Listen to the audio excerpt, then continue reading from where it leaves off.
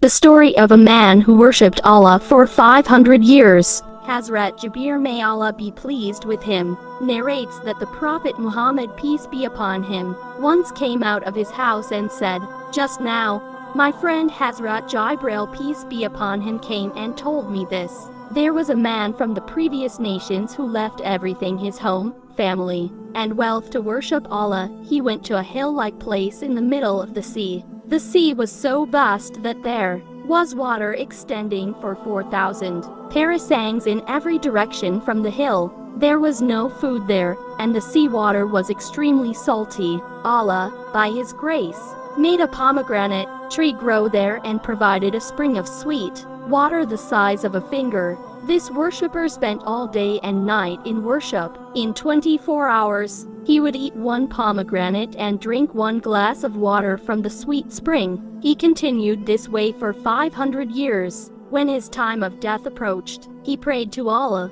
to let his soul leave his body in the state of prostration, and for his body to remain unharmed until the day of judgment. Allah accepted his prayer. He died in the state of prostration, and Allah made it such that no human could reach his body until the day of judgment. On the day of judgment, this worshipper will be presented before Allah. Allah will instruct the angels to enter him into paradise by His grace. However, the worshipper will say, "O my Lord, rather enter me into paradise in exchange for my deeds. For I worshipped you for 500 years without any hint of showing off." Allah will then command him to be admitted by His mercy, but the man will insist on his deeds. Allah will then compare his deeds to the blessings he received. It will be found that just the blessing of sight alone would outweigh his 500 years of worship. The blessings of hearing, speech, hands, nose, feet, heart,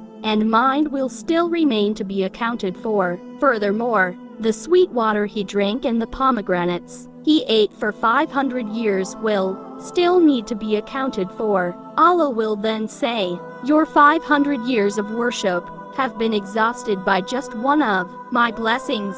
What about the rest of my blessings?" As a result, the man will be commanded to be taken to hell. The angels will drag him towards hell, and he will cry out, "O my Lord, enter me into paradise by your mercy." Allah will respond, "You were so proud of your 500 years of worship. Where are they now? What did you bring in exchange for my blessings, like the pomegranates and sweet water I provided you in the dangerous sea?" The man will then plead, "O Allah, enter me into paradise by your mercy. Without your mercy, nothing is possible." In the end, Allah will instruct the angels to admit him into paradise by His mercy and grace, and thus he will enter paradise solely by Allah's mercy. Brothers, if Allah grants someone the ability to perform good deeds, they should not become overconfident. One should always remain fearful of Allah.